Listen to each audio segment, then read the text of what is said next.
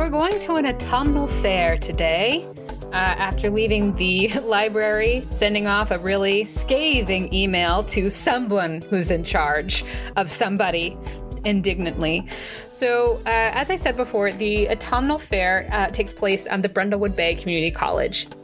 And the college has this sort of large open lawn that stands next to the historic lighthouse. And the historic lighthouse has like the tiniest little museum inside. But the fair itself is this huge affair. There's lots of booths and games. There's an outdoor stage that is going to have the Great Grievous performing later this afternoon. So let's set the scene here a little bit. This is a cacophonous event with lots of booths and people. What do you think are like what booths or events or things are staples here that scream Brindlewood Bay? Caramel apples. Homemade candles. There's an olive oil and balsamic vinegar stand. Just imported flavored olive oils and vinegars. Definitely arepas. You mean this is 1997, so that's exotic. That is very bold. Yeah, but they're at every street fair. Yeah, that's true. I mean, we could say pierogies. Well, this is New England. This is New England we're talking about. I was about to be like, listen, where I grew up, we had Zeppelis. You know what I mean? We had like every Italian thing you can imagine. Oh, they definitely have Zeppelis in New England. Yeah. We had a fair about cow poop in Wisconsin. Nice. Look, we just had a bunch of pigs and cows at 4-H camp and 4-H fairs in Tennessee. So New England is a mystery. It's illegal to walk your pig in this town. It is illegal. We've already decided. We haven't heard from Wilby since. He died. We don't know. He just hasn't been seen since. Mysterious. I want there to be a dunk tank, but instead of it being a tank, since it's fall, it's just a giant pile of leaves. And like every hour, there's a different like community college professor or town official you can donate some money and try to dunk them into the leaf pile. There's got to be a little area where kids are decorating pumpkins because obviously autumn. And then they're saving all the seeds. Maybe there's like a fire or something and they're roasting the pumpkin seeds. I feel like that's on brand. I'm trying to think like what is just a fall inside of a J. Crew calendar. I want to say that there's also sort of like a mock tide pool. Like the sort of thing, it's like, it's not a petting zoo, but it's the sort of thing where they like bring in horseshoe crabs and stuff for like kids to touch. And turtles.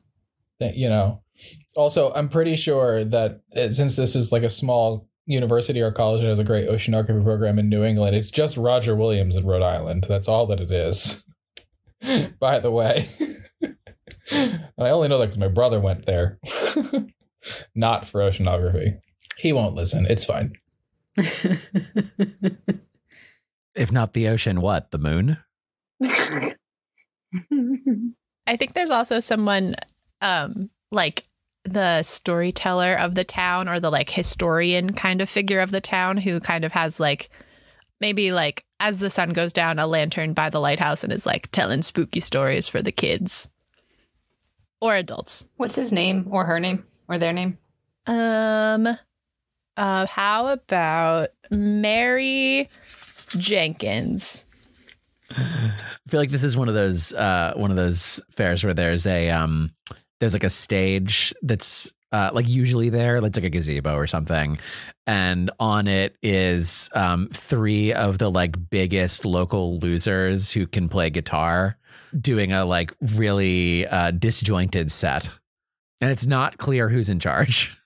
One of them dressed up. One of them is wearing like a barbershop quartet outfit for later. And one of them is a deadbeat friend. And coincidentally, the song that they're playing is a cover of Come As You Are. Oh yeah, they're really new and hip. I love it. Fantastic. So on top of all of these wonderful things that you have also mentioned, because you were not invited to man this booth this year, that Candlelight Booksellers has a booth. Etienne of Etienne Fish Tacos usually has a booth of some kind. The Prometheus Grand Hotel also usually has a booth as well. And there's many others that are sort of scattered around. Where would you like to go first? Because you still have about like an hour, like not too much time before this performance from the Great Grievous. Doris would like to go try to find Dr. Tara. Maybe looking at if the community college has a booth, or if there's some place where they would be like, the oceanography department would be. The tide pools? The tide pools. There you go. You all are wanting to stick together in this throng of people. Is that sort of the idea? Yeah, I think so. Yeah, we're small. They'll push us and we'll fall over if we go by ourselves. Great. So as you're making your way, you do know that the oceanography department has a booth because it is on the college campus. And so there's just different things. And they, of course, are sponsoring the tide pools and with quite a few faces abounding behind it. As you pass, you do also see the Candlelight Booksellers booth with a very impressive and beautiful arrangement of books in the shape of a dolphin. And behind the booth, you see Janice, and you also see Esther Dalrymple, smiling pretty broadly as you make your way through to this oceanography booth. As we walk by, I'm like, they're baiting us. Don't do anything. They're baiting us. Doris really wants to, but Doris will just kind of like lock eyes with Esther as they walk by and not say anything. Yeah, her smile is huge. She's just very delighting in the fact that you all are seeing this. It's very clear. Janice doesn't meet any of your gazes. She's looking down at her feet. I knew it. Everyone's out to get us. I'm going to start giving out soup to all the other vendors. Because we still have it. We came straight over, so I may as well. I just love this image of you just like you normally would have it at the Candlelight Booksellers, but instead you're just like, I'm just going to like put it in people's like faces as we walk by. It's great. Is there anyone else from the office nearby? From which office? Sorry. Janice's office. Oh, from the bookstore? Is there just anybody nearby that she might know? Janice owns the bookstore, so I just want to make sure that we're on the same page. For the bookstore, yeah. So yeah, Janice is the one who owns the bookstore, and she's the one who won't look you in the eyes. Great. Okay, I'm going to figure something out. I'm going to brainstorm. Okay. Excited. Fantastic. So you do make your way to the tide pools, and you see that there's a number of people by there, lots of little screaming children. And you do see a young woman, she was like middle-aged, in a wetsuit, in a very brightly colored, like hot pink wetsuit. Who is standing there just sort of encouraging them to look at a bunch of stuff. You also see Shannon Doherty, not that Shannon Doherty, a different Shannon Doherty, who worked at the Grand Prometheus Hotel, and she is also assisting things at the tide pool. Shannon Doherty, made of the pearls, which is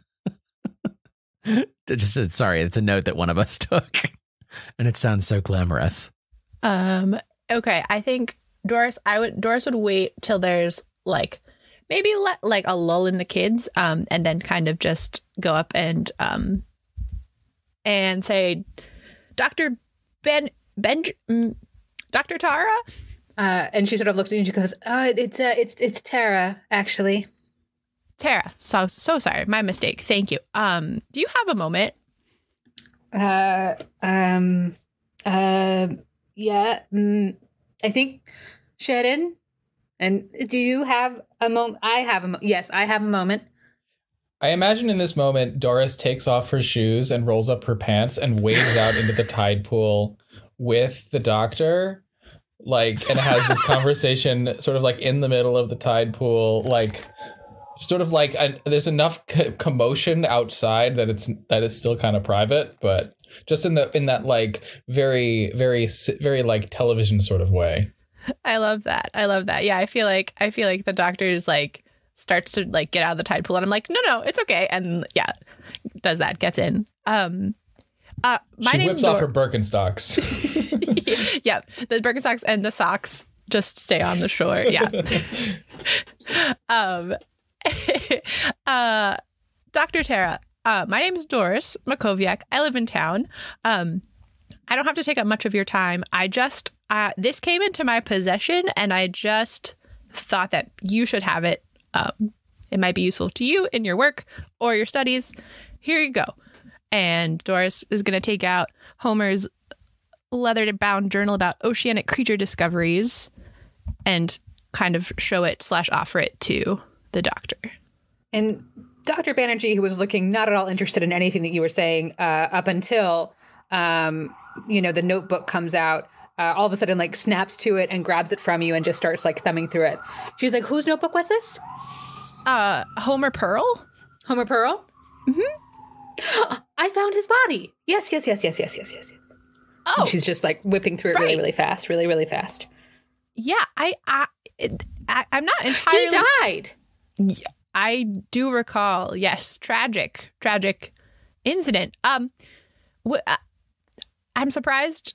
Honestly, it was given to me. I'm not really sure if it was on his body, if you saw it on his body. But anyway, at any rate, I just thought that you were the person to give it to. I didn't get you anything. That's fine. I don't... No reciprocity needed. I just... are you looking for something particular in there? It's all fascinating to me. He was interested in the same things I was interested in, you know. It is just really, really strange, this community. I've only moved here recently in the past year or so. It was funny when not funny, I suppose, but funny that he washed up because I was interested and he took notes on some things that I took notes on. I'm sure it was just an optical illusion, right? A creature of that size would be scientifically implausible, I can assure you, but it is fascinating that they pulled it out of the bay. A creature in the bay? Is there a picture of it in there I could take a look at? No pictures. There's one in the museum. Oh, well, did Homer write about it? How big of a creature are we talking? A very large creature. Like a whale? Like an octopus? Well, not quite an octopus. It was, it was maybe a whale. I mean, it was that size anyway. And it was pulled out of the bay. It's like tentacles, right? And rows of oily black eyes is what they said. They sold it to parts and buyers all over the world, and the proceeds were used to turn Brindlewood Bay into what it is today, you know? This pretty miraculous discovery. The pictures of it are just sort of ridiculous, though. They all look faked. But people bought it. It can't be real. Homer thought it was real. I mean, the ocean is fascinating, you know. There is just lots to be discovered there, I suppose. That is why I do study it, because there is just many things we don't know. Isn't that right, Shannon? And Shannon goes, Is this a void clue? 'Tis not a void clue. 'Tis just the history of Brindlewood Bay. So it can absolutely become clue-like to you, but it's not a specific void clue. And you said parts of this creature with and Doris shudders a bit, the black, oily black eyes. It's in the museum, the Lighthouse Museum.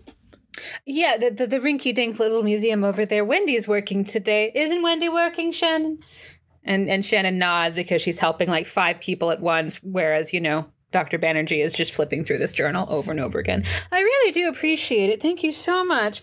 I didn't get you anything, but she starts to walk away. But this is just so fascinating. It's just so fascinating. And Doris says, "That's fine. You can get me a caramel apple later. I'll catch up with you." Yes. And Doris returns to the group and relays this creepy story of the creature with black eyes, and then is like, I didn't know any of that about this town. Is that news to any of you? There's a lighthouse museum? Yes. News to me.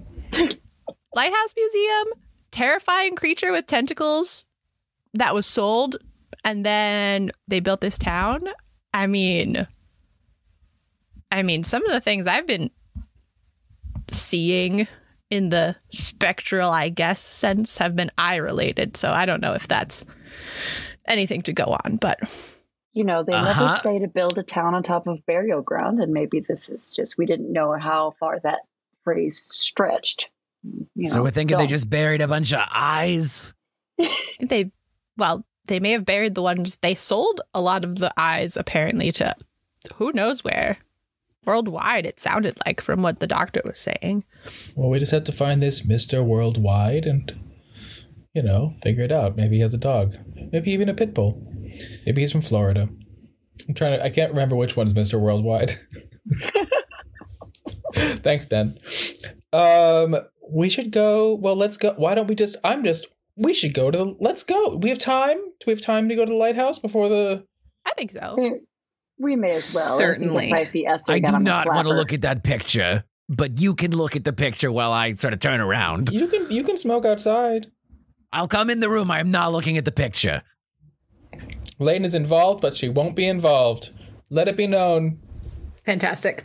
So yeah, as you make your way over there, you do see that standing next to the water is somebody who is wearing, this is in between the tide pool and the lighthouse. You see that there is Trudy Tellers in her full costume, a gorgeous rhinestone corset that is green, kind of making her look like a mermaid, but without the big fin. And she's just sort of staring into the sea with the lighthouse right behind her. She's just sort of standing there, staring out into the abyss. Doris says, Trudy, you're back in town. Yes. Oh, you came. Yeah. Oh, fantastic. Oh, my God. How are those stuffed sacks working out for you? When you pull all the air out, it compresses everything. It's super, super delightful. I mean, just super helpful. Wonderful, wonderful advice that you've been giving me. Oh, my God. It's just been, you'll have to see the act because we definitely pull some wonderful things out of some places you wouldn't expect. Yeah, we're looking forward to it. How are you? What are you doing? Oh, I'm so glad that you came. Oh, I know. It's great to see you. These are my friends. I'm sure you've met them in passing, but Eddi-Rue and Bebe and Lane. Hello. I'm not going to remember any of that, but I'll try. It's like a street. Oh, I got it. You're Do you know cute. what though? Let me tell you a really quick trick that my late husband told me. If you just look me in the eyes and say my name, Eddi-Rue. Eddi-Rue. Trudy. Say it back to me. Eddi-Rue. Trudy. One more time. Eddi-Rue. Trudy. Okay. No, you just got to do this 50 more times. No. Oh, Lane. That would definitely do it, but my husband always used to do that. We had to go to a lot of cocktail parties. It's called Meisner technique. So now you'll remember everyone. Absolutely. I will try my best. This is certainly going to be very helpful. Oh, I'm so sorry you're seeing me like this. I just, yeah. No, you look amazing. Yes. Well, I just needed to step away for a minute, So. Honestly, a corset in this weather. Well, it's for the performance, It's a. But sure, but still, look at you. Look at the waistline. Oh my goodness, you look Yes. like me. Yes. Yeah. How's that all going? You've been on the road for a while. It's good to see you back in town. Yes. It's been, and she sort of takes your elbow to the side and she's just like, it has been a lot. Let me tell you, it's just been a lot. He's intense and him and his husband are in it right now. And that's why I sort of took a step back. I'm not supposed to be seen in my costume, but just keep that between you and me. They are just having the biggest fight. They're always fighting. Anyway, I just wanted to give them some space so that hopefully he can get rid of Hugh and then he can get himself centered before the show. Cause it won't be the same show if he just doesn't, Mm-hmm, mm-hmm. Trudy, I know you know this, but just so you hear it from someone else, if you want to make your own act, you are more than talented enough. You have been traveling with him for how long? So long. 20 years? That's a long time. You could, I mean, as far as magicians go, I think you're the tops. So just keep that in mind. I appreciate that. I should really be getting back. It's great to meet all of you. I hope that you all enjoy the show. The Great Grievous welcomes you all. We're very happy to have you. Yes. Yes, break a leg. Thank you.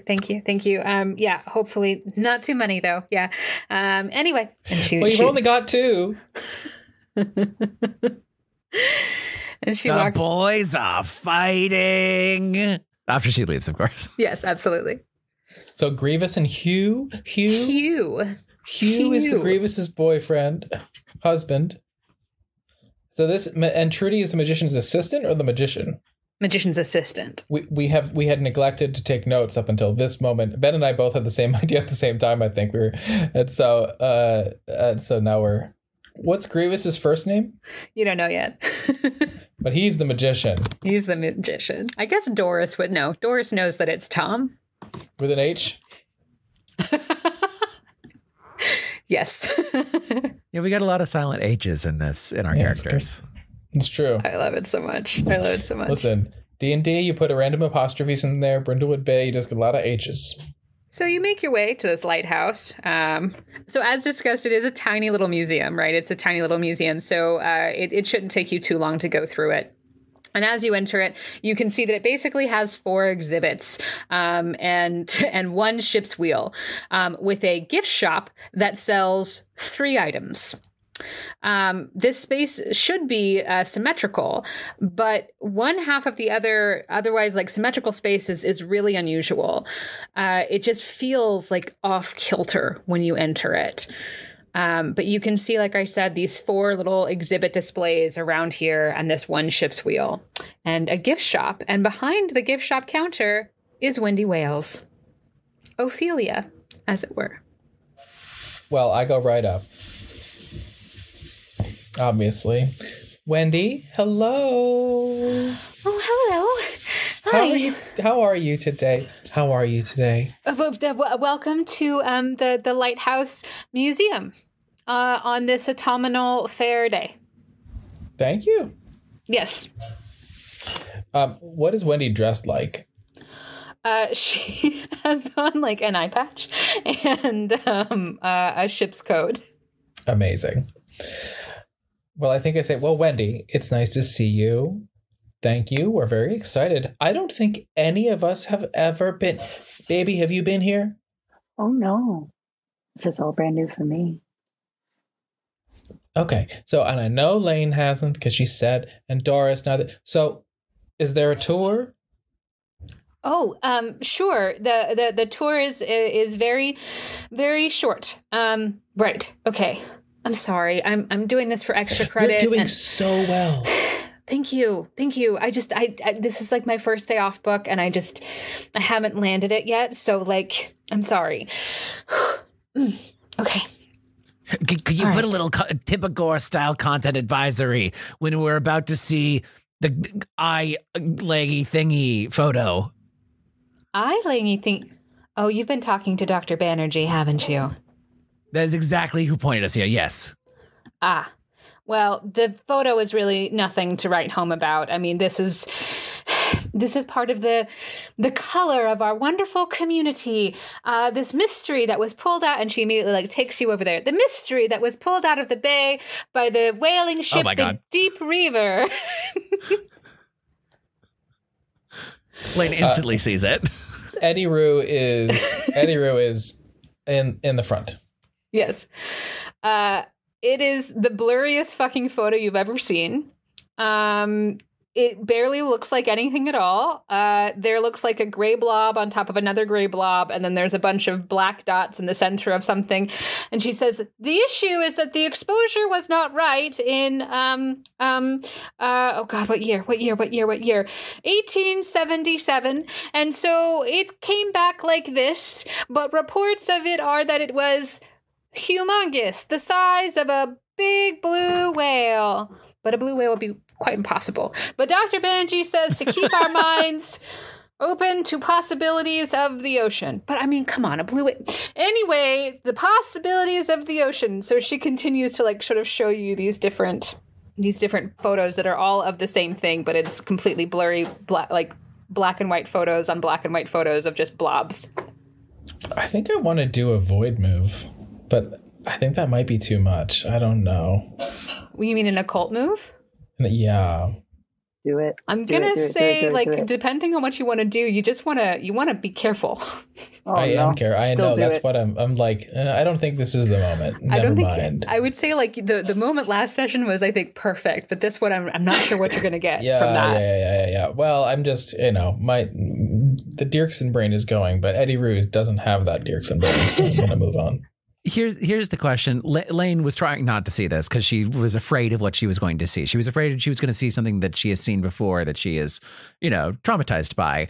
And when she sees this, of course, it's like watching a train crash, and she's now just staring at it. Does she recognize what's in it?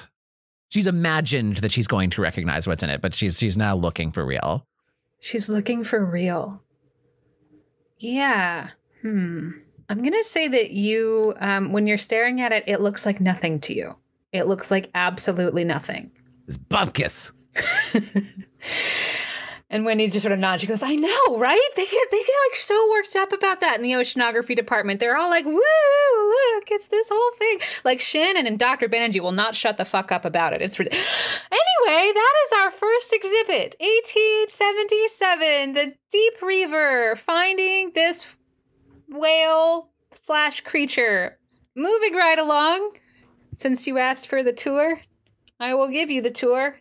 Sounds like how I met Bill. So the next place that she takes you is 1933.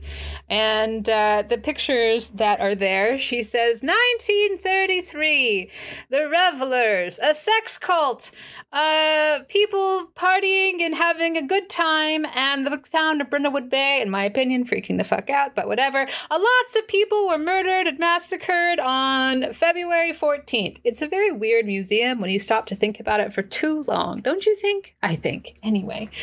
And so she shows you some pictures of the mansion. Again, I would make a joke about Eyes Wide Shut, but that movie has not come out yet. 99. And there's just like, it's like one single picture of the mansion, and that's it. That's all that's there. Moving along, we have here election night, 1952. Dwight D. Eisenhower was elected. And then she sort of looks at you all. She's like, you all know that, though. Sorry. It's news to me. Anyway. We were there, honey. We were there. Right. Well, were you actually in town when this happened? No. God, no. Okay. So this is the night of the mob, I guess, is how they like to call it. No, that's not what they told me to say. Mob. The mafia? Excited townfolk. The excited townfolk took exception to the communists who had taken over a local brewery in town named Beauregard Bar, and they decided to take people out forcibly, and that's really all that. I mean, there was a rumor, but it's a very abstract rumor that somebody died, but like nobody died, right? Did you say the In 1952, not 1968, to be clear. 1952. And you said the Beauregard Bar? Yes, Beauregard Bar. Isn't that the bar? Is that the same bar? Sounds familiar. That's the same bar that Etienne is reopening. Oh, right? is he? I think so. I think he's been trying to reopen. He's been trying to reopen that thing for years. I didn't realize that's how it closed. Yes, wow, it's been such a long time. You know what? Okay, this is something that I'm not supposed to know, but I do know. Sheriff Dalrymple, he was there that night. He was actually a very, very young man at the time. I was going to say, what a child. Very, very young man. And he was the one who was leading the charge against Beauregard Bar. In 40? 50. 52, but 40 years ago. Mm-hmm. 45 years ago. He was like 16. Wow, a little rebel-rouser. It got hushed up, right? Because it definitely wasn't mentioned in his election material, I'll tell you that much. Very interesting. No wonder Etienne's having a hard time reopening that bar. Though it's happening now. Well, this is, very interesting. Oh, the tour's not over. I have one more exhibit. Okay. Oh, what juicy town gossip are we going to get in this one? this is the fall of 1974, and it's when Brindlewood Bay Community College opened its doors, welcoming its first group of students. Now, the town council famously fought the opening of the Brindlewood Bay Community College because it figured it would attract rowdy young people like me.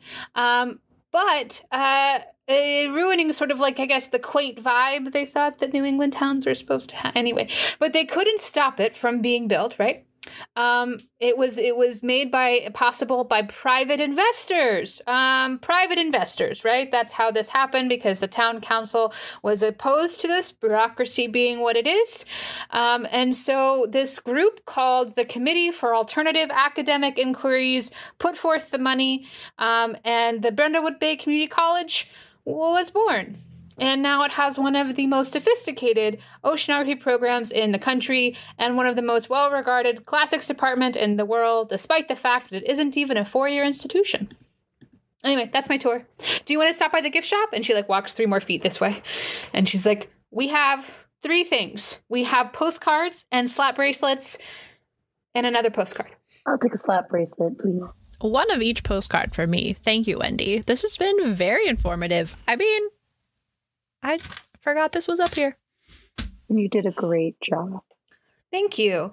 The only thing that they haven't really started to figure out, I think because they don't really have any room for it, is that thing that happened in the 90s, in 1990. You all were here for that, right? Physically, yes. Mentally, no. This is one of those moments where we flash back right now. We flash back to all 4 of us being here in 1990. Yeah, how it was 7 years. Have you all been here? Tour. I mean, I think honestly, probably we're this well established as friends. It's probably 7. We probably all were here. Yeah, and as soon as she says it, it is like a light bulb sort of turns on in all of your brains. That thing that happened in 1990, it happened on New Year's Eve, and it all just sort of comes back to you, right? Like you had forgotten it, but now it's back. And it was a series of ecological disasters that hit Brindlewood Bay all back to back. There was a hurricane, a tornado, and an earthquake. And then there was a forest fire right on the edge of town. And that forest fire consumed this abandoned warehouse where a group of individuals had met to play a game, doing something called LARPing, I think, but not you're not really sure on what that was. But seemingly these game players died in the fire. Because, it went up in flames. But a week later, they were all seen emerging from the woods naked and covered in ash with no idea what happened. And it's like all of you just sort of flash back to that moment because you were in town at the time. I thought the satanic panic was bullshit before that. Wow. There's dungeons and their dragons. I saw a great movie that was just about this, Lane. It was with this young actor. Oh, what was his name? Hanks? Tom Hanks? Tom Hanks? Yeah, no, it was all about this, and he lost his mind, and he would hurt people. I'll send it. I'll find. I wonder if they might have it on VHS. You saw it too? Oh, okay. My parents made me watch it because we got rid of all of the dice in our house. How many dice did you have? Well, it was all in Monopoly games, so we just got rid of our Monopoly game. Well, you don't need that. That's capitalism anyhow. Well, and my dad got rid of the Yahtzee, which made him cry. I still remember that day. It was a sad day. Well, that's true. Can't play Yahtzee with dominoes. Well, not with that attitude. As my mother used to say, a house without Yahtzee is hardly a house at all. Very sad. That was a good impression of your mother. Thank you. Been thinking about her a lot recently. Wendy rubs her eye under her eye patch and is just like, anything else I can do for you all? It's so lovely to see you. I know we didn't meet under the best of circumstances, but I know that Mabel is really excited, Lane, for us to do that all-female Hamlet. She won't stop talking about it. Oh, Lane. I'm so excited you're on board. Me too, Lane. Do have to answer some phone calls from my agent about it. Oh, I'm sure he's just thrilled to pieces that this is happening. Oh, yeah, no, she does not know about this yet. I love it. I'm excited for both for that, for sure. Has Lane shared that with us, by the way? No. Okay, cool. So cool. But I'm excited for Hamlet, honestly. She's still trying to deal with it. So Yeah. no. Well, thank you, Wendy. It's really lovely to see you. You're doing a great job. Yeah, would you tell Dr. Banerjee that? Because she's the one who's in control of my extra credit. I'm not doing so well in that class. I'm no Shannon Doherty. Okay, well, I mean, I don't know. Yes, if it'll help, yes. Thanks. I appreciate it. Yes, we'd be happy to pass it on. One more question for you, Wendy. I'm just curious, what's your favorite fact that you've learned about our town in this job, in this extra credit?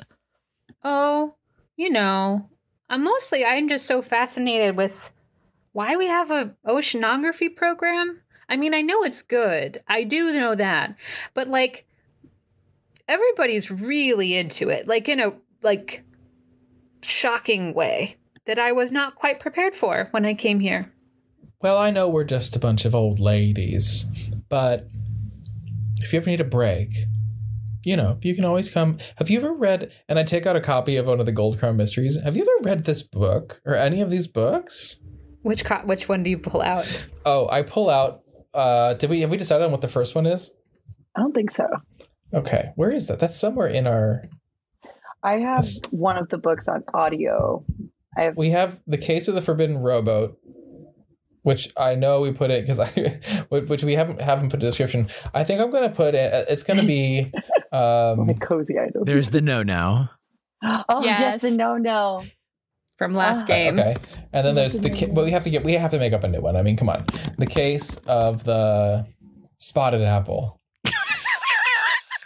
Yes. That's the first one. That's the name of the first one for sure. And I just sort of I always carry an extra copy just to give to people, and so I'm just gonna hand her, say I don't know, just if you ever need a break. This is awesome. Thank you. Some people think I can't read, so that's really wonderful. Wendy, you played Ophelia. You can read. Well, we know that's an insult. You could use that to your advantage. Don't let people know all of your strengths. Keep a couple cards hidden in the deck. Just saying. You can absolutely read, and if you have confidence in yourself, you could play Fanny Bryce on Broadway. Can we just say that Bebe is takes off her glasses and cleans them while she says this? Listen. I love that all of you are giving such great advice to a young person. It's really fantastic. Honestly, this is the best and most helpful we've been all of this time. I love it. She looks exactly like Leah Michelle, right? Yeah. I just want to point out that is an optional thing that you can get experience for in this game, and none of you took it.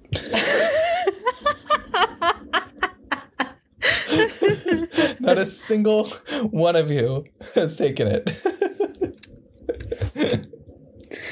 I love that none of you are playing the min-max game, because Brindlewood Bay really doesn't favor it at all. It doesn't at all. It doesn't at all. It's just sort of no, this is a relaxing game about Cthulhu-like monsters. Calm down.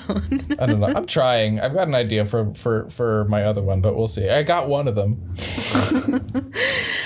Awesome. So you make your way back out of the lighthouse, the tiny little lighthouse with 4 displays.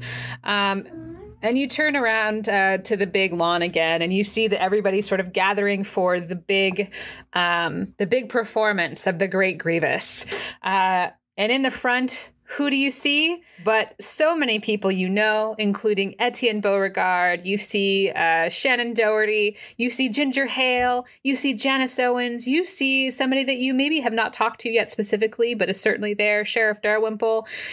And you see, standing on the stage is Dean of the college, Olin Dearborn, brother of Xavier Dearborn of Boutique Antics. And he welcomes everybody to the great festivities, and he talks so wonderfully about the Great Grievous having graced us with the presence after a very, very long tour, as you all sort of sidle up. Are there anybody in particular that you're planning on sidling up to for this performance? I have a weird request, and you can tell me no. Yeah. Is there any way that Eddi-Rue could somehow be accidentally required to be a magician's assistant and get like sawed in half or something? Is there any way? I don't know if this is that show, but I think that there is a version of this show that is a thing. And so I just want to know if there's any possibility that so happens. Eddi-Rue is going to stand super close to the stage and look like very excited to be there because that's what she's hoping for. And we're going to see what happens. I think that's how it needs to happen. Okay, cool. Love it. Love it. Anybody else have anybody particular that you're like, yes, want to be near that person or near the stage or in the back or anything? Yeah, I want to be as close as possible to Janice. Great. Yes. So Janice is standing next to Esther, but Esther is like basically got like her hand around Janice, but on the other side of her is empty for sure. But you can stand near to Janice. You want to say anything to Janice? Not yet. I just want her to know that I'm right there. Oh, she knows. And Good. She's looking down at her feet again. Yeah, I'm not going to say anything just yet. I just want to stand as close as possible where she won't say anything. Lane, are you still suffering from stage fright? How close to this stage do you want to be? Oh, that's a good point. I'd cleared it because we weren't in the theater anymore, but I guess we are in an outdoor theater, so I'll put it back on. I think Lane always likes being in the back anyway. Lane is a last row person. Love it. Yeah, and it's there are some chairs, but a lot of it is standing. So excellent. Lane is in the last row of chairs. Love it. She's still sitting. Eddi-Rue on the other hand is standing and hoping to be picked. Love it. Doris, what about you? Oh, Doris is going to go up to Ginger, and Doris is going to say, Ginger, you really light up the room or the field, as it were. Oh, yes. Yeah, you too. Yeah, totally. You do too. Yeah. Can you believe that they're doing this like outside, like a magic show outside? Like you can't control the lighting here at all. Like this is like, we're going to be able to see everything. It's going to be great. It's going to be great. I know. I feel like the sleight of hand is going to be, it's either going to be, well, no, it's going to be great. It's going to be great. Trudy's the best. And, the great, what's his name? He's great too. But yeah. Yeah. I mean, the great Grievous is great. Yeah. Totally. Yeah. Well, yeah. Cool. And she just starts to sip a beer that she has in her hand. She's like, yep. Yeah. As the show begins. Awesome. If David Copperfield can make the Statue of Liberty disappear, I was just looking up if he did that by now, and he did. It was 1983. Oh, I love it. Oh, that's great. So the performance of the Great Grievous is indeed quite something. He and Trudy look so perfectly in sync the entire time. Their movements are masterful and perfectly showy. He, of course, does a few classics, and he does need a volunteer to be sawed in half. And he takes Eddi-Rue very happily up on stage, and Trudy sort of winks. Oh my God, she's gonna die. You can see from the audience that Etienne whoops and hollers really, really loud for you, Eddi-Rue. And he's also like sipping from a very well-worn flask, and he holds like a flower that you gave him on his like he's got it pinned to his fisherman sweater. And you do get sawed in half in classic fashion. Oh my God, she's dead. Oh my God, she's dead. Excellent. But it turns out to be fake. It's all fake. It's fine. You step out. It's wonderful. Trudy has you take a bow and says, good work, good work. Etienne again whoops and hollers for you. It's nothing. And they lead you back down the stairs, and Etienne is waiting there at the end of the stairs for you as you come off stage, and just sort of stands as close to you as he possibly can. I walk right by him. So rude to my Etienne. No, not rude at all. He knows. Yeah, he follows.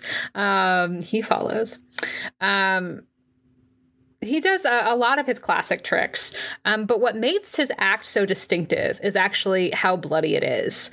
Almost every single act, with the exception of the one that requires an audience member because he doesn't want to ruin anybody's clothes, comes with fake splatters of blood, which makes everything extra supercharged because it's just like, there's a splatter of blood there and a splatter of blood there. And suddenly the Great Grievous, his name sort of makes a little bit more sense.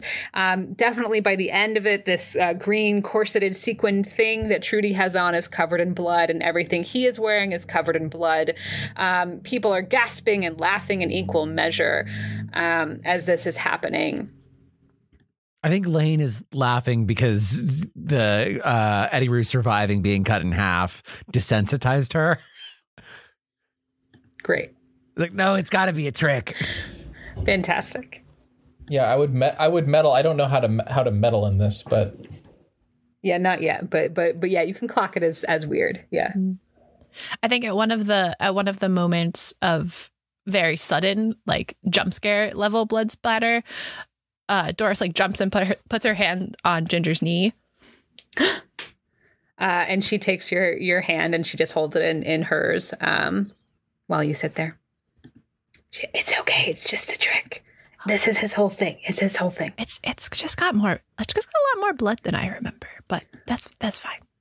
Yeah, he got really into the Grand Guignol in the past year, so it's fine. Yeah. But the crown jewel of this performance, the final act, the grand finale, is his resurrection act. And this is the moment that people have heard about because this is the one he's been touring with, but they have not quite seen it yet. He enters into this contraption after he and Trudy sort of do some showman stuff with a rope, making it into a noose. And then he puts the noose over his head and Trudy hangs him. And everybody goes quiet as they wait for several uncomfortable minutes while he twitches on the rope, and then he goes still. But Trudy looks very fine. There's nothing about her that's saying that this is terrifying in any way, shape, or form. She waits for him to completely stop twitching until he goes completely slack. She even does some things with his body, and his eyes look like they have burst a little bit. She lowers him down.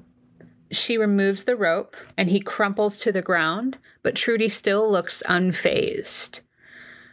While he lays on the stage and Trudy does some more business, some showman stuff with the rope, I think Eddi-Rue, because you're the closest, you stare at something on his neck. It looks like it's a tattoo of an eye.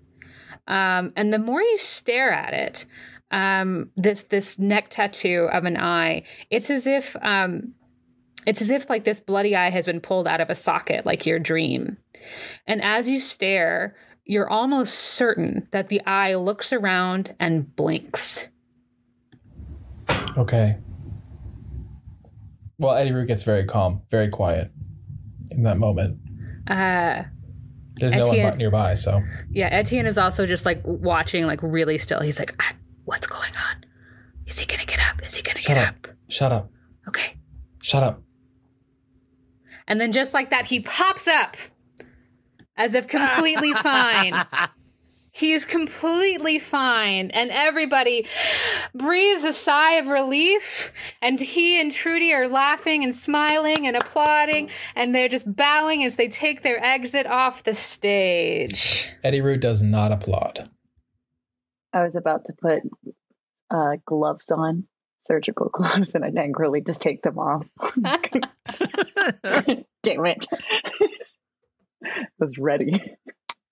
That was magic. The child next to you goes, "Who are you?"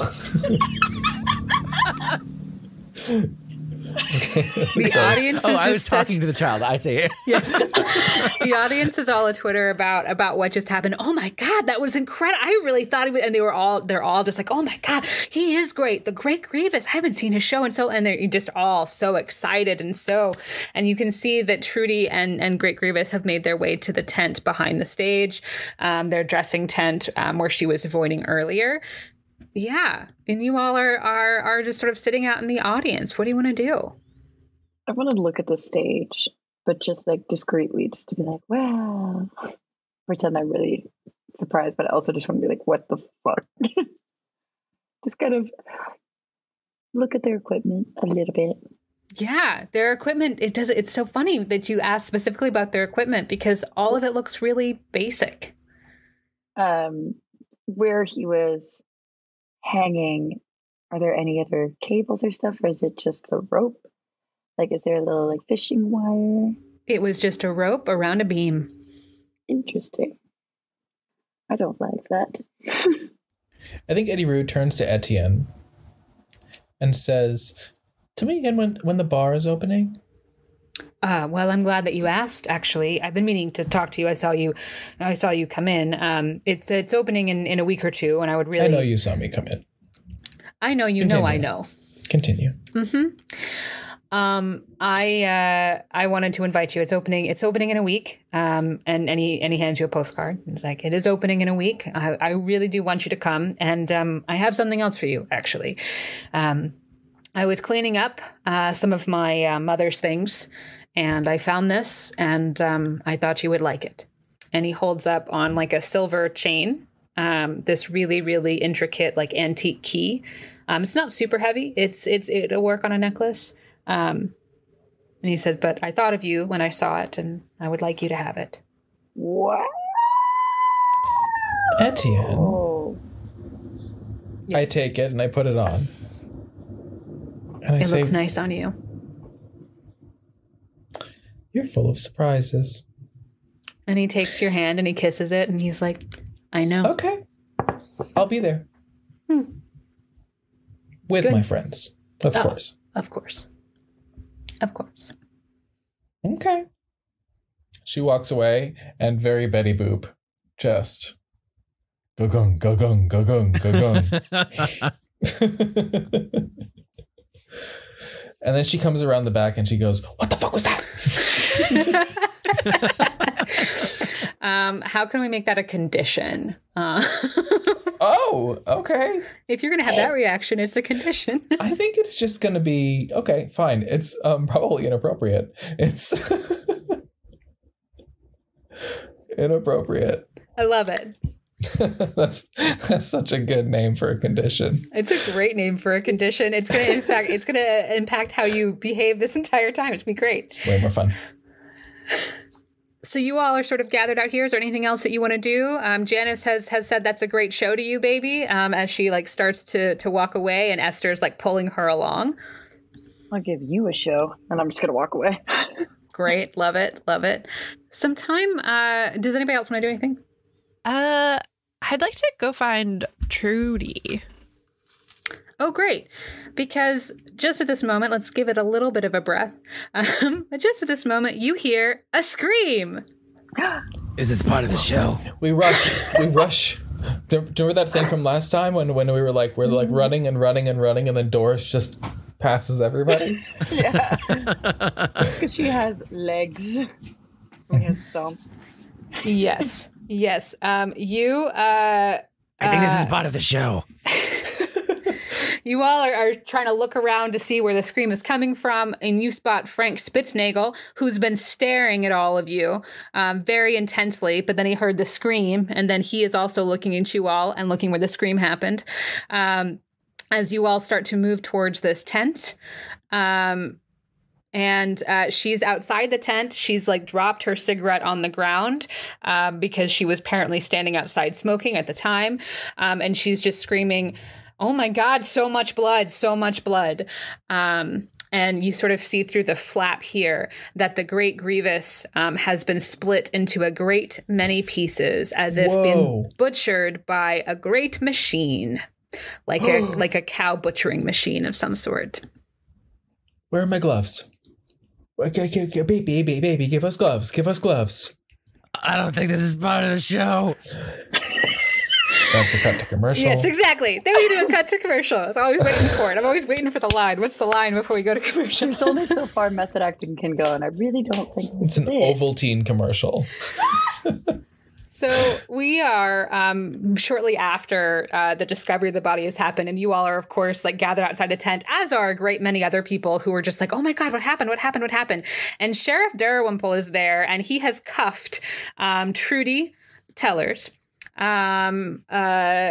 as he's trying to clear the crowd, and you can see the coroner. They're carting away the great Grievous's body, and it is just a bloody mess of things.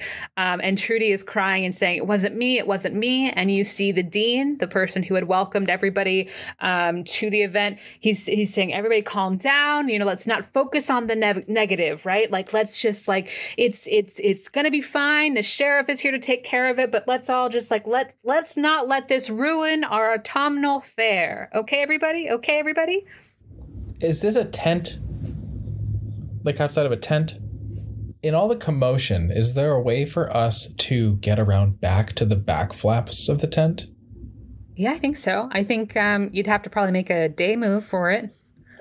We're not quite at night move territory we all yet. want to do that? I don't like that Frank was staring at us, and I kind of want to stalk him a little bit.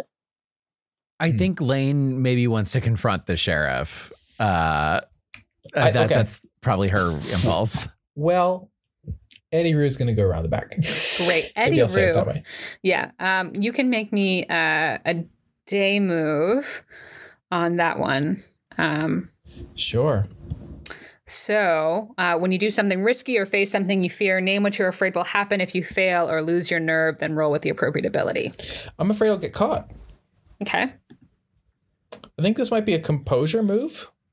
Yeah. How are you impacted by being inappropriate? Are you impacted by being inappropriate or any of your other conditions in this moment? To be fair, this is a fully inappropriate thing to do. Yeah, 100%. I don't disagree. So I think that is how I guess I am impacted by it, but I don't know that it necessarily harms. You know what I mean? It's like maybe I'm just playing it, but no, I think that works. Go ahead and roll. Should I do one at a time? 6, 5, plus 1. That's a 12. That's a 12. You are able so well to sneak by all of this commotion while all of this commotion is happening into the tent. No problem. Amazing. Oh, 12. That's huge too. Don't we get like extra stuff? You do. That's what I was looking at because we haven't had a 12 on a day or a night move ever, I think. And I was like, hold on. They get something for this. It's amazing we've solved any mysteries. The keeper will tell you some extra benefit or advantage you receive. Describe what it looks like. Okay. So I think the extra advantage that you get here, that you'll get additional insight for being so crafty. But maybe it's just being crafty. Maybe that's your additional advantage. What do you mean by crafty? Let's say that this is fun. Like I know. I know exactly. It is. So because you're crafty, let's see. I mean, the easiest thing is to say that like you get an advantage on the roll for meddling, which I think obviously that's going to happen because you got a 12. That's what I'm doing. Yeah, I'm about to meddle. Yeah. But with crafty too, I would say that that you. Oh, I know. Okay, so. Right now, because you just did that so well, you also have like heightened sensitivity to the void, but you don't necessarily know that right now. Ooh, it's not like cool. It's not like you got a +1 to it, but like you also just have heightened sensitivity to the void. So your craftiness is on fire right now, and you're just like hyper attuned. Cool. Let's just say that's what it is. I don't know. Okay. Yeah. Well, what I want to do is meddle in the sense that I just want to like get as much information about what looks like it happened. You know what I mean? Because that Trudy's getting, that's crazy. Right? And like, what is this machine? That kind of thing. Excellent. So when you're in this tent, it does look like they're just like their dressing room tent. There's like 2 stations set up, one for him, one for her. And in the center where it seemed to happen, there is no machine. There's nothing there. there's like nothing there. It's not like he was in a butcher machine. It's just like he looks like he has been butchered by a cattle machine. That's what happened. So like it's just like blood on this grass, just all over this grass. Wow. Okay. That's quite a clarification.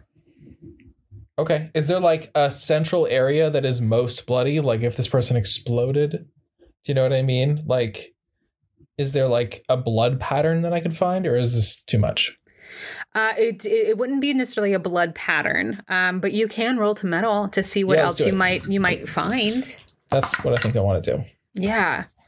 I shouldn't. While you're extra attuned, especially because you saw so many things. Would that be sensitivity then that I should do? Yeah, let's roll with sensitivity for your clues. Might as well. Hell yeah. All right. One at a time. 5, 3, 8 plus 1, 9. All right. You're sort of looking around.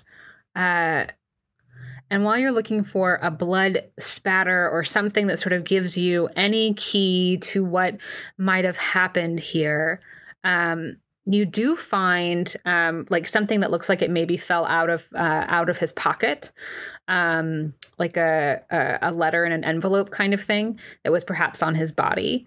And when you open it, you see that it's like a letter that he wrote to Trudy, but it's covered in blood. It's just like soaked through in blood. So you can't make out everything it says, but what it is a letter of explanation. In terms of pay, what he owes her. And it was in the center of this blood splatter. And the other thing that sort of comes out from all of this is in the middle of all of this, something that shouldn't be there is a broken piece of mirror. But the mirrors in this tent are fully intact. Oh, okay. Are those two, am I getting 2 clues? Those are 2 clues. Wow. Because you're extra sensitive right now. Super fun. Are there them void clues, or are they all for this mystery? They're all for this mystery. I will let you know if they are a void specific. Cool. What I'm going to do... Oh, man, I wish I had a camera. But I don't. I think what I'm going to do is I'm going to take them both with my gloved hands. And maybe put them in like a plastic bag that I have in my purse. Because I probably do. And then vacate. Fantastic. Yeah. As you sort of do that, you do spy yourself in these like opposing mirrors that are on opposite sides of the tent. Mm-hmm. And it's like that weird double vision thing, but they also all turn red as you're looking through them, right? Like it's just like this thing that has happened in this tent. You're just surrounded by blood in these reflections. That is your void clue. But you leave and you walk in on Lane, getting into it perhaps with the sheriff. Yeah, she's just right in his face like, this is the first person you've arrested at a scene of a crime in 3 weeks and 3 murders. Show me the evidence. Show me the evidence. Can we... It's so good. Can we kind of tag team it? Like if Lane is making a stink in the sheriff's face, can I like sneak over and try to talk to Trudy? Yes, for sure. Yeah. And he's just sort of flabbergasted. He's like, where the fuck did you come from? But he's just like, look. It's nothing personal, okay? I just think that this work is best left to the professionals. I don't have to explain in myself to you, okay? I just wouldn't want any of you to break a hip, just like I wouldn't want my mother to break a hip, okay? So, like, I don't want you to misconstrue the evidence, right? Police work is hard, you know, and it's not for everyone, but don't take it so personally, Miss Walther. Just don't take it so personally. I will take it personally when I am arrested. When I'm called into the DA's office and they won't even do me the common courtesy of putting me in cuffs. I'm very sorry that was your experience, Miss Walther. I'm very, very sorry that was your experience of that situation. Don't you experience me. You have no experience, you little baby face. Thank you. Thank you. I do try. Is this a move? This has got to be a move. You should make this a move. It's too good. Yeah, what are you trying to... Yeah, are you trying to meddle? What are you trying to do? I mean, I think I'm doing it because of my condition, lawless. Okay. But yeah, no, I mean, I think what I'm doing is probably a day move, night move, one of those. I'm confronting someone who, like, I am afraid of. Like, I am afraid of the law. I think they're all against us. Awesome. Yeah. So if you're going to do, I think that because, yeah, you're right. You are confronting the law in this particular situation. I think we have to call it a night move as opposed to the day move because he has much higher status than you do. So when you do something risky or face something you fear, name what you're afraid will happen if you fail or lose your nerve. The keeper will tell you how it is worse than you fear. Yeah, I will. I think Lane fears that there is a like massive conspiracy against us that the law is perpetrating and that like they'll get away with it. And she's trying to make them not get away with it. I'm with you. But also, I really hate Frank, so I got to handle that first. Yes, we'll get to Phoebe. Yeah, we'll get to Frank in a minute. So I think the way that it's worse than you fear is that if you continue in this way, Miss Walther, you will be under arrest as well. All righty. And I assume I'm rolling with disadvantage due to my lawlessness. Oh, 100%. That's wonderful. But I'm rolling with presence, which is a +2. All right. That is a 5, a 4, and a 2. So that is 6 + 2, 8. Excellent. All right. Take that, min-maxing. Fantastic. So Sheriff Dalrymple says, okay, Miss Walther, I understand that you're upset. I really, really do. Bert. And he's like shouting for Bert. He's like, will you please take Miss Walther and take her statement about how, this has impacted her personally, and we will make a complaint with the DA's office. Yes? I'm so sorry that you went through that, Miss Walther. This was not, it was not our intention. Obviously, something got misconstrued at the DA's office. Nothing that you have done in any way, shape, or form has made us unhappy. But you will have to go talk to Bert about Bert, it. You will be hearing my complaint about arresting a local celebrity truth teller who did not do this. And Bert, yes, I'm very happy to take your statement this way, Miss Walther. And she walks off with Bert and yells to the crowd, they don't know what they're doing. They don't have a shred of evidence. They're just making it up. It's a big conspiracy. Take me away, Bert.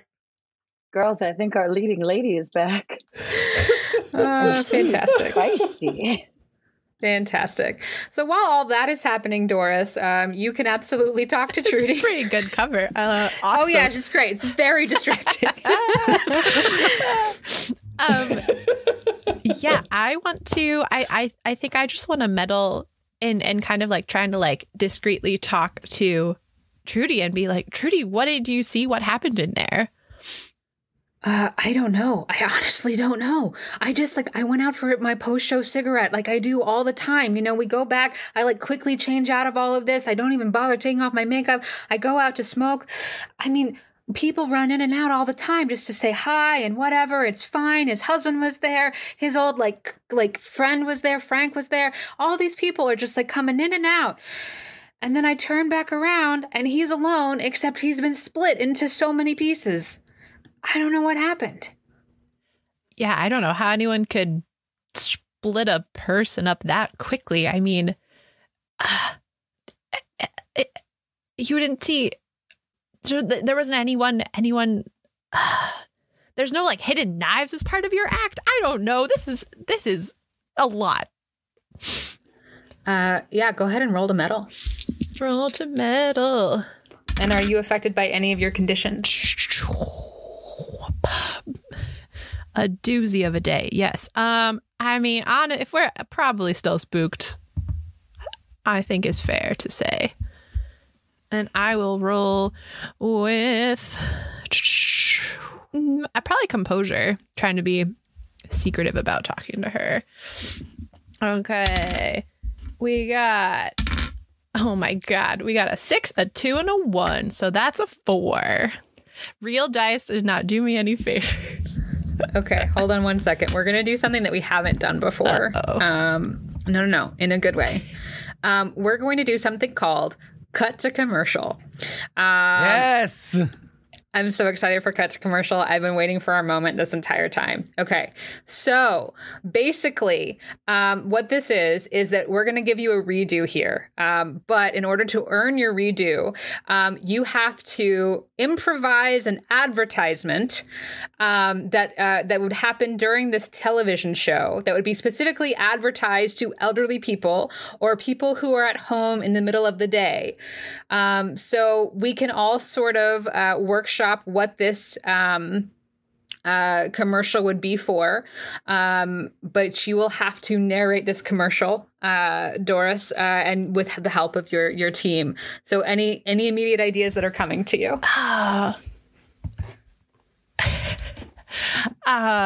I mean, I feel like I jumped right to like a really like an old school infomercial where the first part's in black and white and everything's like, isn't it a bummer when you can't keep all your Tupperware in a cabinet? Yes, exactly. Oh, I'm falling down the stairs. Don't you hate when blah, blah, blah? Like, it's one of those, I think. I don't know what the product is. I would love more ideas on. It's 1997. It could be like a cook. It's got to be some sort of cooking. Oh yeah, it's got to be like a Teflon, no stick. It's like not quite slap chop, but it's also like not quite Ginzu knives. Do you know what I mean? Totally. It's like right between there. Yeah. But, you know what it is? Okay.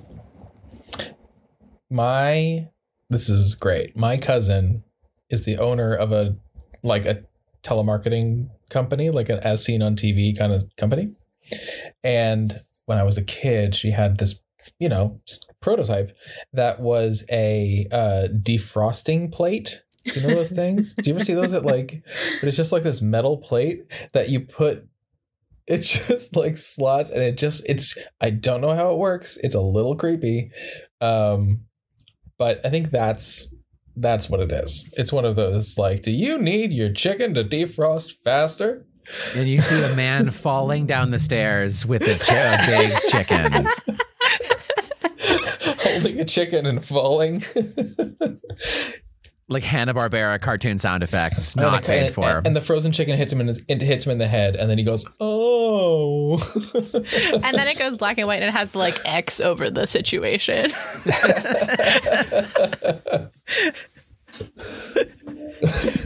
Then you need, I don't know, steel defroster. Doris, do you think you can do the whole thing? Oh, I think so. Yeah. Yeah, you got it. Does anyone have a snappy name for the defroster? Like, I was the defroster 9000, but I don't know if anyone has. That's great. Okay, great. That's very 97. That's very 97. That works. Is the Frostomatic 9000? Oh, there we go. There. It needed like a yeah. Defrost number. O-matic. Yeah. Okay, here we go. Fade in on the infomercial. It's just been one of those days. You're in your recliner. You're watching your soaps.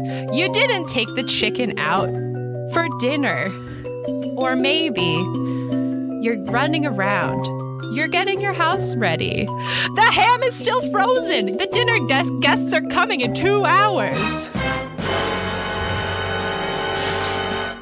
Never fear, for the new product of the season is here, the Defrostomatic 9000.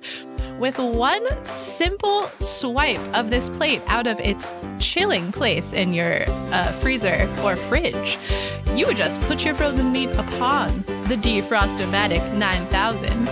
And in just 40 short minutes, it's ready to go in the oven. Dinner party saved. You see the wettest looking chicken on a Lazy Susan turning around in a white void. Like it's been covered in mayonnaise. It's just shiny. Call now for this limited time offer. Hurry! Offer expires in 6 minutes. 1-800-DEFROST-9. And then it's going to be like... Nick Husbands. Yours for only 2 easy payments of $29.99. Defrost Max is not responsible for foodborne illnesses. Use at your own risk. I mean, that's got to be a success. Oh, 100% that's a success. So it makes it that you have rolled actually a 10 or an 11 for this roll. Woohoo! We love it. We love to see it. All right. So,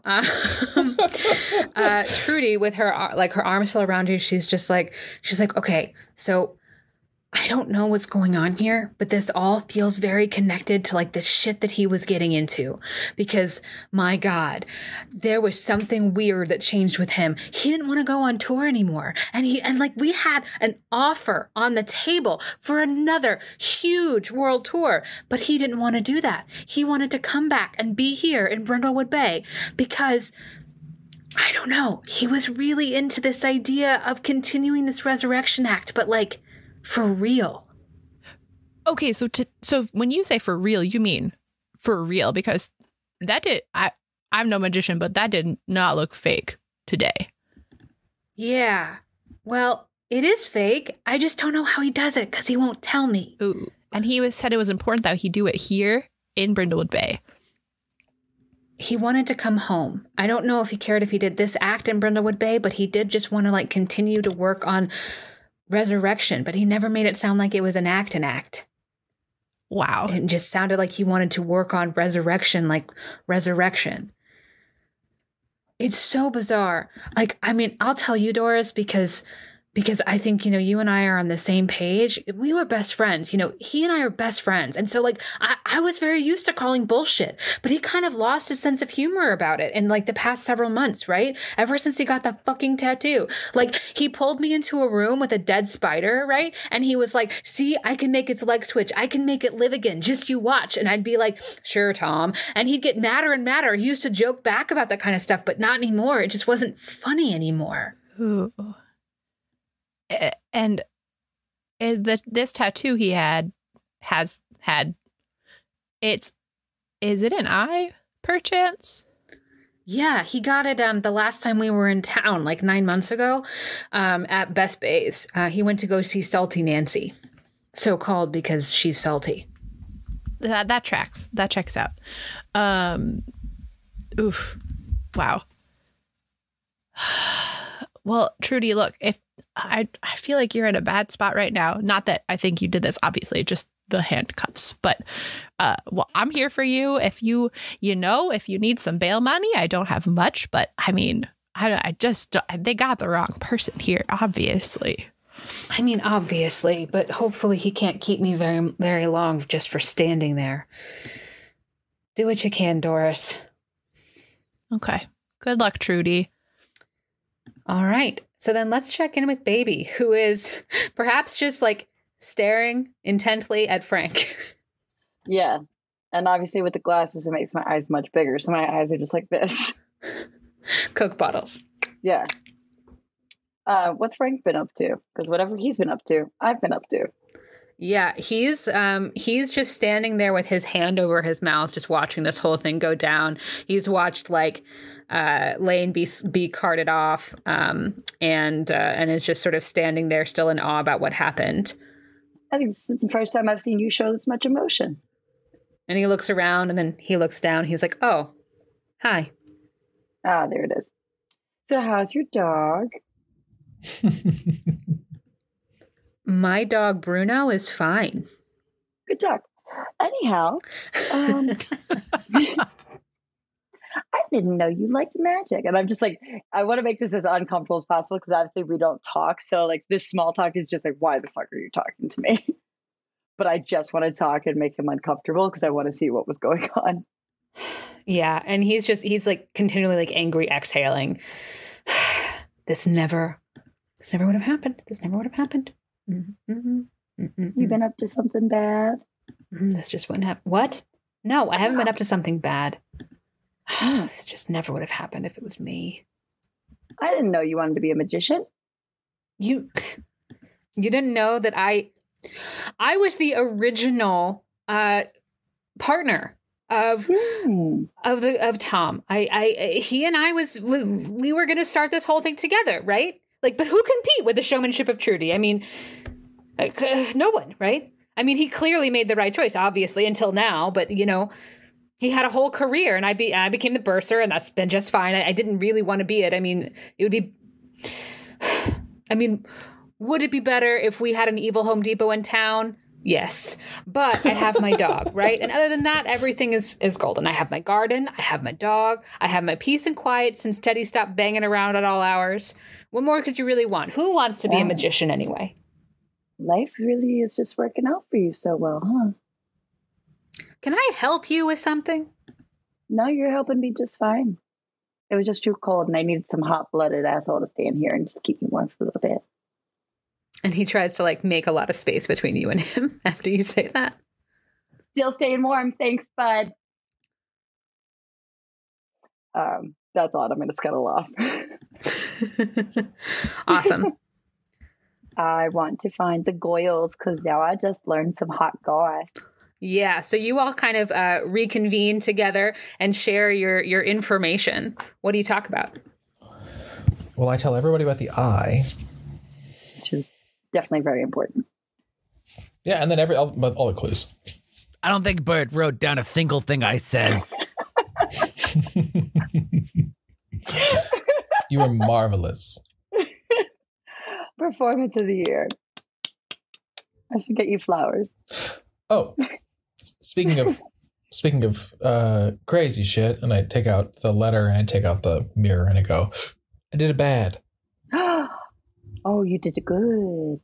You used the gloves. I know, but I did it. But I should have left them. But also, like, I just didn't trust that they would see them. Okay. I didn't trust that they would see them. It's okay. They're gonna mishandle them if they see them. Yeah, you did. You have probably your gonna throw them gloves on. away. You're responsible. Okay. You did the right thing, Eddi-Rue. You have a plastic bag. We're fine. Everything's fine. It was so gross. Well, in there, just so you know. That's all. I saw a peek through the tent, and I was wholly grossed. So I can only imagine. Oof. listen, I filed enough medical insurance paperwork. Nothing surprises me anymore. So tell me everything. Blood everywhere. Love it. Truly, though, like, you don't realize how goopy, right? Yeah, it's like black bean sauce. I feel like I'm really, I feel like I've really desensitized myself to this. I don't know how good that is, but here we are.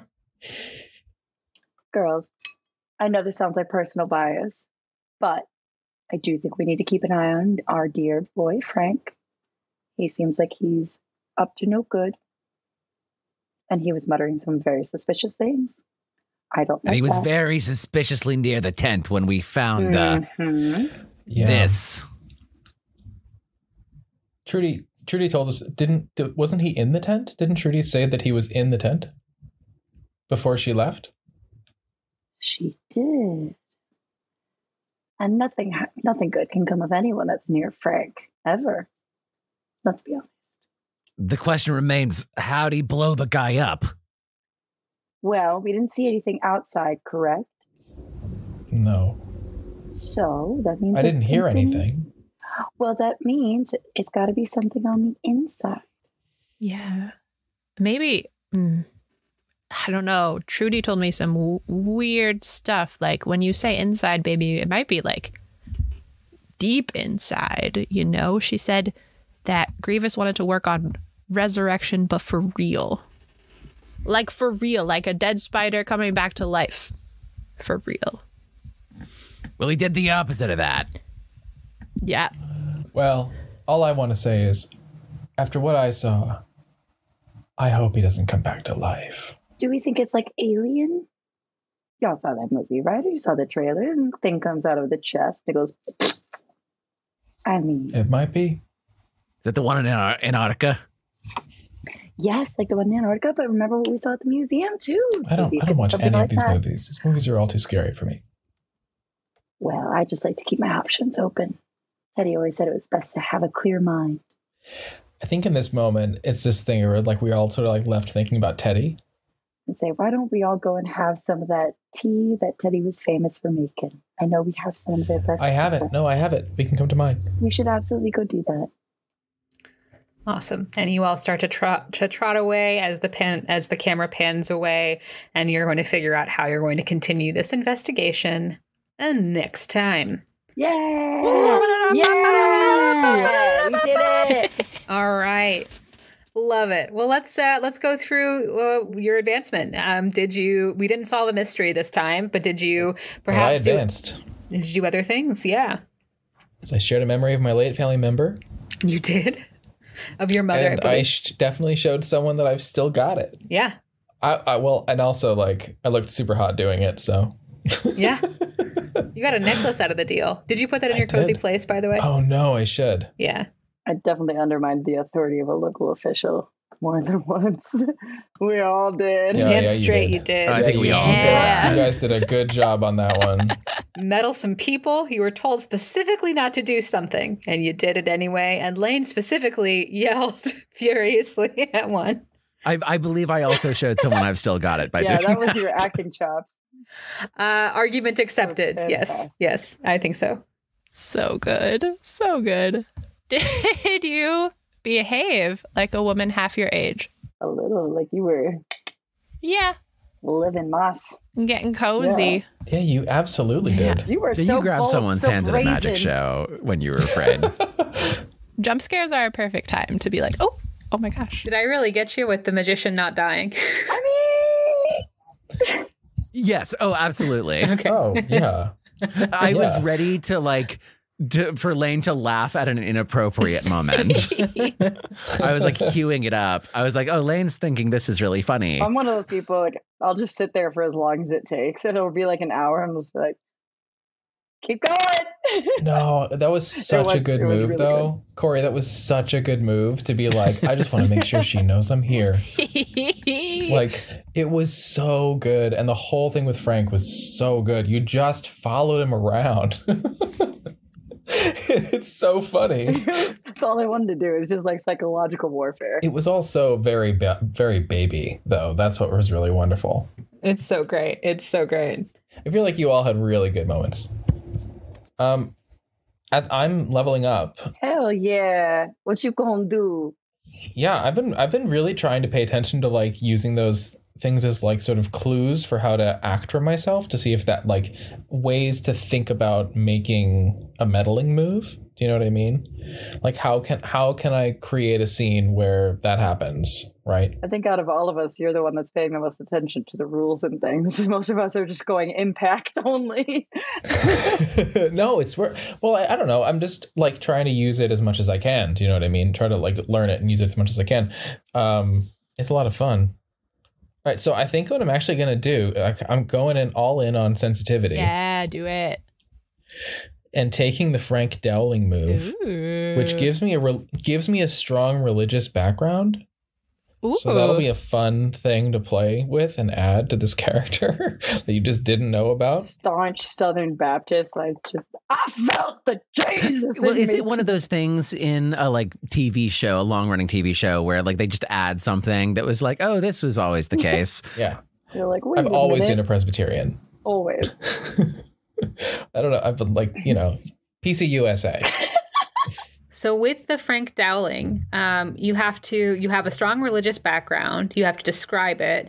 And when you use this move, describe how your faith is helping you resist the void, then unmark a number of boxes on the crown of the void equal to your sensitivity +1. Holy shit. Yeah. That's going to be a lot of math, but I think that's going to be great for you as somebody who keeps wanting to do occult moves. I think that's a good choice. It's just like, I know it's coming, and I'm like, I feel like it started happening. I'm like, well, let's just go.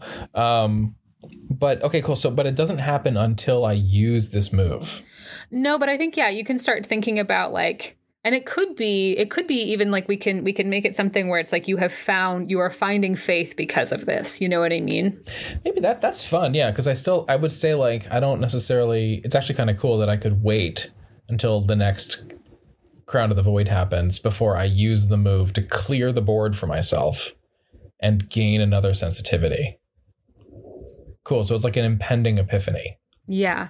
That's fun. religious. Yeah. And that gives you some time too to sort of figure out like, what is it? What is the to thing that use it. Eddi-Rue is going to find? Yeah. Yeah, I'm going to use it when I need it. That's fun. And you'll join the 2 squad. Yeah. Next time I level up, I'm going to get a 3. Ooh. I want it. I need to. That was amazing.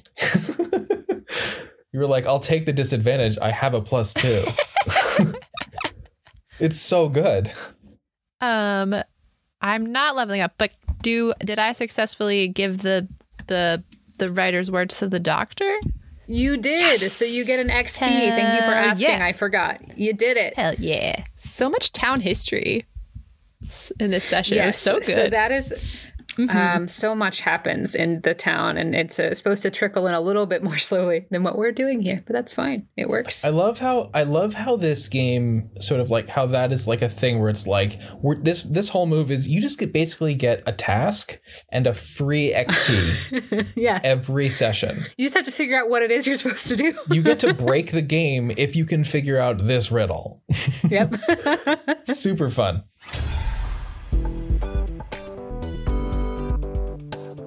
Dungeons and Drama Nerds is produced by Todd Bryan Backus, Percival Hornak, and Nicholas Orvis, and is mixed and edited by Anthony Sertel Dean. Our Brindlewood Bay campaign features Christopher Diercksen as Eddi-Rue Dubois, Ben Ferber as Lane Walther, Kory Flores as Bebe Garcia, Shannon Wade as Doris Mackowiak, and our keeper C. Meaker. If you'd like to help us continue exploring the intersection of theater and tabletop role-playing games, consider leaving us a review on your podcast app of choice or supporting us and getting access to our patron-only bonus content at patreon.com/dungeonsanddramanerds. You can find our social media and website links, including our cast bios, at the link tree in our show notes. Be sure to tune in next week for another episode of Dungeons and Drama Nerds.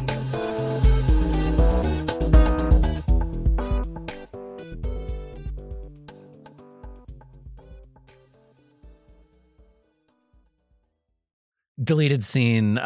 Lane is like, they got me doing voices for this cartoon. It was a Japanese cartoon that's gonna release in a year or two, they say, and it's about a guy. And get this, he hits you a bunch in the chest and whatever, and then he walks away and he says, you're already dead," and then you explode. It's like this. Oh, I'm watching Eddi-Rue.